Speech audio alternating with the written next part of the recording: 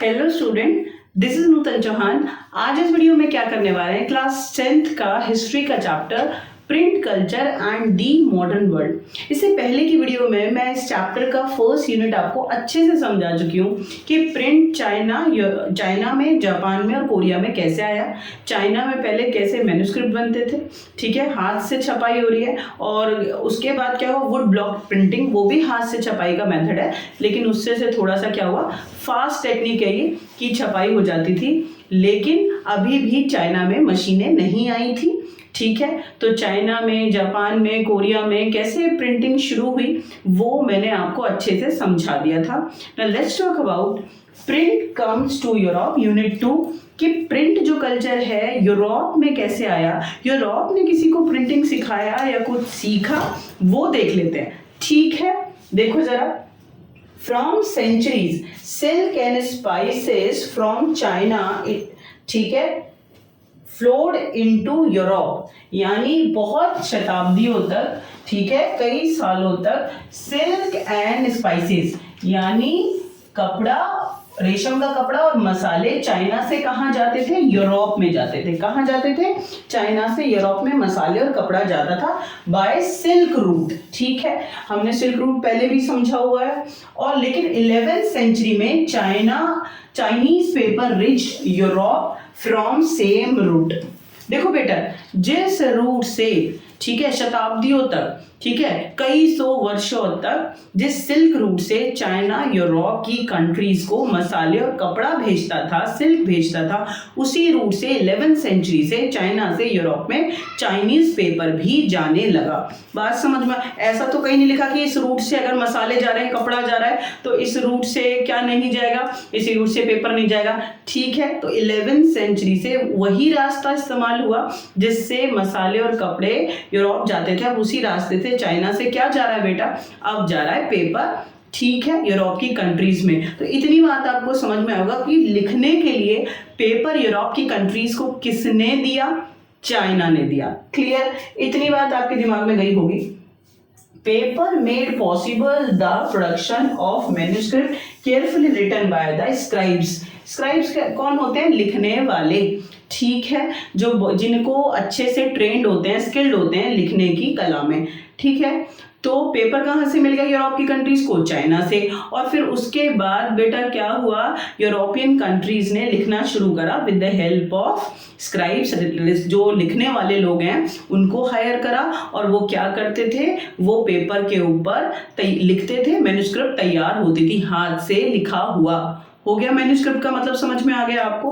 तो this is the way European countries start writing और prepare manuscript with the help of paper, with the help of China. तो China का paper Europe की countries में पहुंचा और स्क्राइब्स ने मैन्युस्क्रिप्ट लिखना शुरू किया, ठीक है। ये बात आपके दिमाग में गई होगी। तो ये तो पहला तरीका हुआ कि मैन्युस्क्रिप्ट कैसे लिखी जाने लगी, पेपर कहाँ से आया, चाइना से आया। उसके बाद क्या सिर्फ मैन्युस्क्रिप्ट से ही यूरोप का भला हो गया, यूरोप में लगातार पढ़ने वालों की संख्या और रीडिंग वालों की संख्या बढ़ रही है, तो मैन्युस्क्रिप्ट आपको पता है टाइम कंज्यूमिंग होती है, टाइम लगता है हमें, ठीक है, उनको डुप्लीकेट करने में, बनाने में, तो बहुत मेहनत की चीज़ है। तो क्या यूरोप के लोगों ने कुछ और टेक्निक सीखी? हाँ बिल्कुल सीखी। फिर चाइना से सीखा। क्या सीखा, जरा ध्यान से सुनना। In 1295, Marco Polo, a great explorer, returned to Italy after many years to exploration of China. Marco Polo Italy के रहने वाले थे, नाम याद रहेगा, मार्को पोलो, बहुत बड़ा नाम है। तो इटली से वो एशियन कंट्रीज घूमने के लिए गए थे, इंडिया भी गए थे। फिलहाल हम चाइना की बात कर रहे हैं, तो चाइना में वो कई साल रहे। मार्को पोलो इटली से हैं और वो चाइना में कई साल रहे, उन्होंने वहाँ बहुत सारी चीज़ें एक्सप्लोर करी, और फिर वापस वो इटली वापस आ गए 1295 में। कब वापस आ गए, 1295 में। अच्छा, दैट टाइम पीरियड चाइना को वुड ब्लॉक प्रिंटिंग आता था। चाइना तो पहले से ही वुड ब्लॉक प्रिंटिंग के थ्रू छपाई कर रहा था, ठीक है। तो वो चीज मार्को पोलो ने सीखी, और जब वो अपने देश वापस आया, he introduce wood block printing in Italy, and from Italy this was expand in European countries. मुझे लगता है अब आपको और ज़्यादा समझाने की बिल्कुल भी ज़रूरत नहीं है। किसने किसको सिखाया? चाइना ने पेपर भिजवाया पहले यूरोपियन कंट्रीज़ को, उसके बाद वुड ब्लॉक प्रिंटिंग कैसे आया? मार्को पोलो घूमने आया था जी, तो जब उसने कई साल यहाँ चाइना में रहा तो फिर वो वापस जब इटली गया, यूरोप की कंट्री है छोटी सी, तो वहाँ पहले उसने वुड ब्लॉक प्रिंटिंग इंट्रोड्यूस करा और इटली से पूरे यूरोप की कंट्रीज में वुड ब्लॉक प्रिंटिंग शुरू हो गया और इस तरीके से यूरोप की कंट्रीज में पेपर की छपाई वुड ब्लॉक प्रिंटिंग के थ्रू शुरू हो गई। तो दो तरीके समझ में आ गए आपको, चाइना से ही सीखे हैं। Hopefully you understand. आगे चलते हैं, क्या लिखा हुआ है? Luxury edition were still hand written on very expensive vellum. क्या होता है वेलम? एक नंबर में आ जाता है। लिखने के लिए ना एनिमल के स्किन को यूज किया जाता है, उसको अच्छे से पहले प्रिपेयर करते हैं, साफ करते हैं जानवर की खाल को और उसके ऊपर कुरेद के लिखा जाता है। लेकिन बेटा वो बहुत ज़्यादा एक्सपेंसिव होता है और एरिस्टोक्रेटिक जो क्लास है, रिच जो क्लास है, लग्जरी जो लाइफ जीते हैं, सिर्फ वही लोग वेलम पर लिखते थे। बात समझ आ गई? तो मैं आपको सिखाने की कोशिश क्या कर रही हूँ कि when European countries learn would block printing, और इससे जो पेपर छपता है वो सस्ता होता है, लेकिन जो एरिस्टोक्रेसी क्लास है, जो रिच क्लास है, अभी भी यूरोप में वेलम को इस्तेमाल करते थे लिखने के लिए, इतने एक्सपेंसिव जानवर की खाल को इस्तेमाल करते थे। ठीक है, ये आपको बात समझ में आ गई। छोटी सी बात है, आप यूरोप जाओ, एंशिएंट टाइम में जाओ, मिडिवल में जाओ, मॉडर्न रिसेंट ईयर में आओ, रिच लोगों का जो स्टाइल होता है वो अलग ही होता है, उन्हें महंगी चीज़ें इस्तेमाल करने में मज़ा आता है। ठीक है, तो आपको वेलम याद रखना चाहिए। जो एरिस्टोक्रेटिक क्लास है, जो रिच क्लास है यूरोपियन कंट्रीज की, वो क्या इस्तेमाल करती है? वेलम लिखने के लिए। आगे चलते हैं। Merchant and student in the university town what cheaper printed paper. जो मर्चेंट है, व्यापारी हैं, जो स्टूडेंट है, वो तो भैया वेलम पे ना लिखेंगे, तो on a large scale they use what? Would block printing press से जो सस्ता चीप पेपर तैयार हो रहा है उसको वो इस्तेमाल कर रहे हैं पढ़ने के लिए, लिखने के लिए। Hopefully you understand this is the way print comes to Europe. Europe में प्रिंट कैसे आया?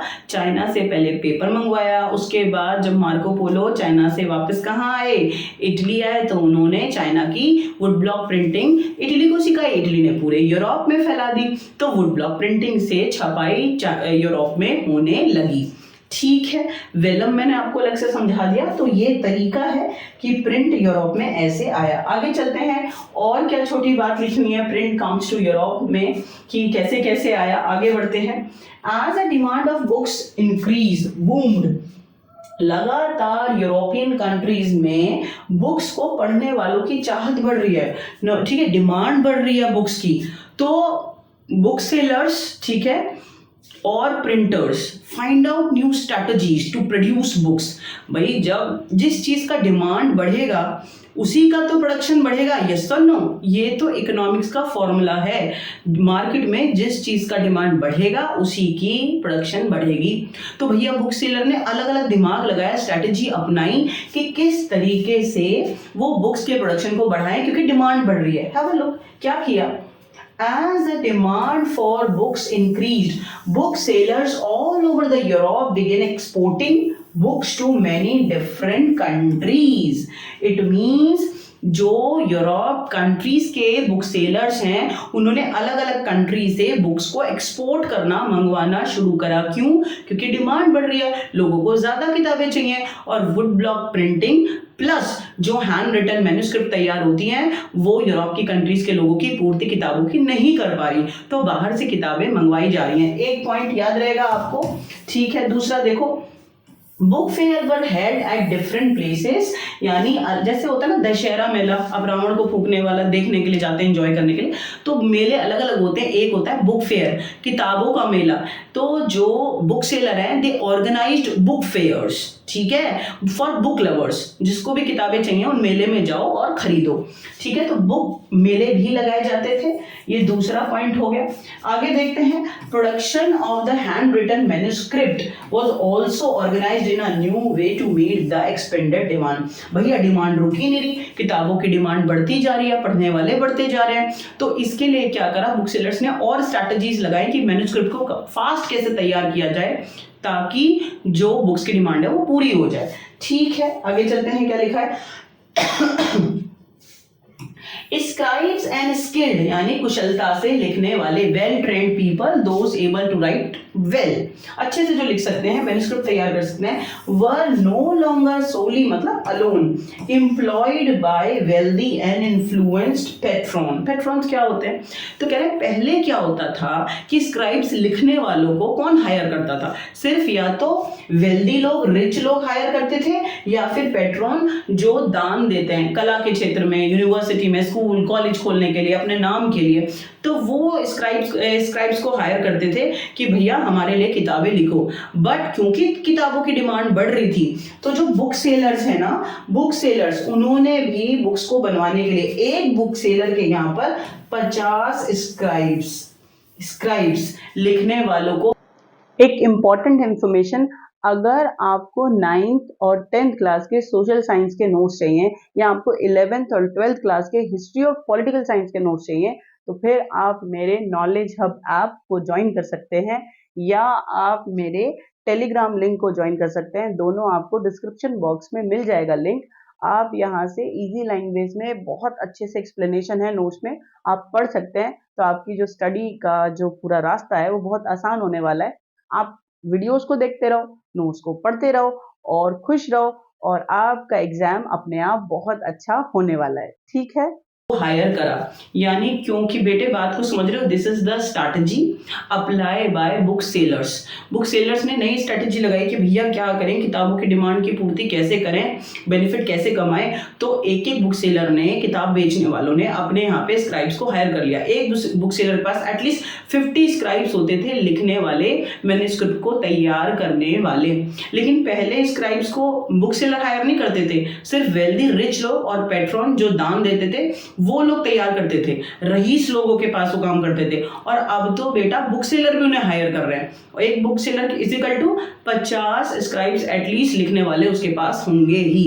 तो चाहे बुक फेयर लगाए और चाहे बुक सेलर्स ने स्क्राइब्स को हायर करा, ठीक है, या बाहर की कंट्रीज से बुक्स को मंगवाया, तो these all are strategies apply by book sellers, ठीक है, to fulfil the demand of books in European countries. आया, बिल्कुल आ जाना चाहिए, कोई दिक्कत वाली बात है नहीं। आगे चलते हैं।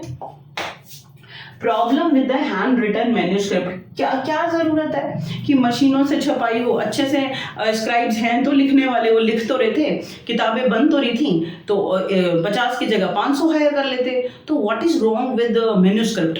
बेटा मैन्युस्क्रिप्ट में जब लिखा जाता है, उसको पढ़ा जाता है, तो बहुत सारे ऑब्स्टिकल क्रिएट हो जाते हैं। 3 नंबर का क्वेश्चन है, पेपर के अंदर आता है, बहुत ज़्यादा इंपॉर्टेंट है। What were the problem with manuscript?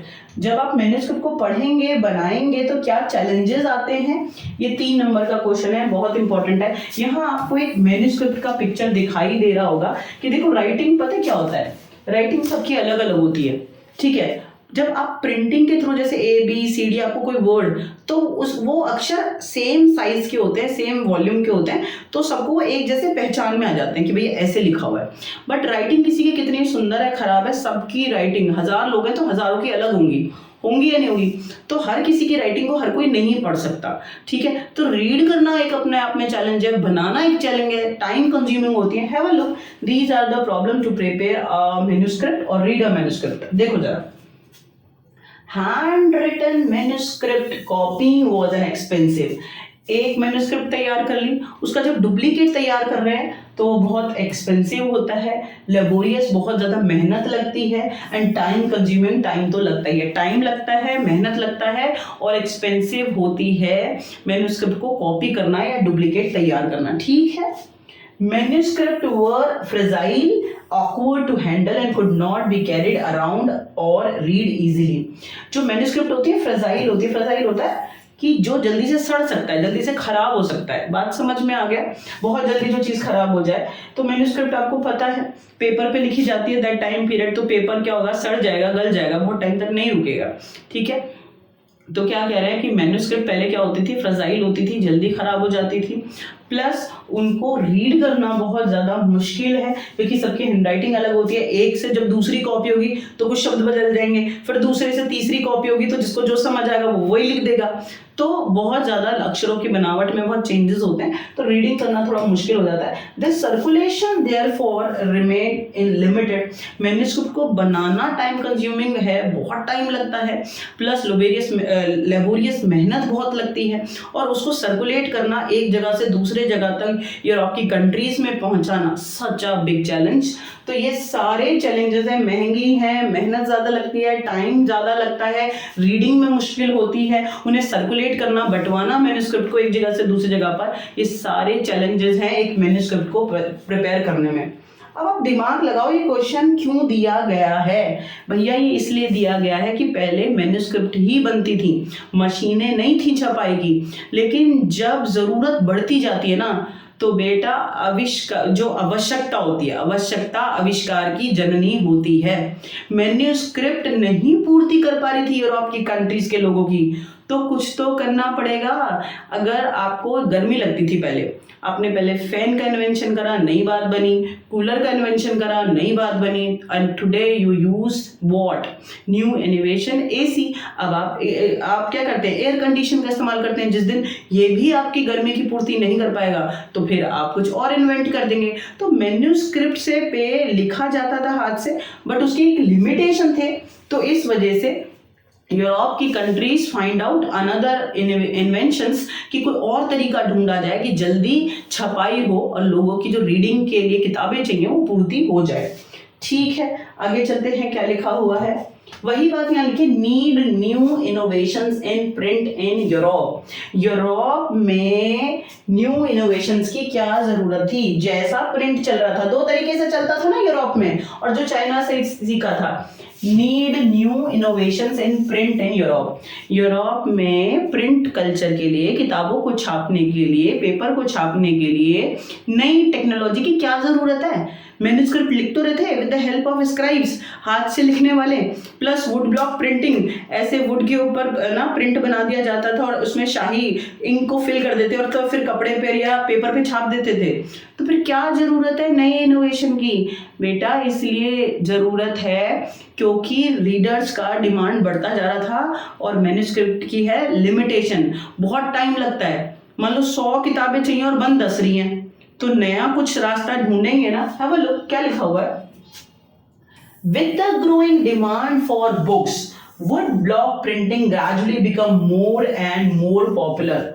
ठीक है, जैसे जैसे यूरोप में बुक्स की डिमांड बढ़ती गई उतना ज्यादा वुड ब्लॉक प्रिंटिंग फेमस होता रहा कि और ज्यादा किताबें छापो, लेकिन वुड ब्लॉक प्रिंटिंग की भी एक अपनी लिमिटेशन थी।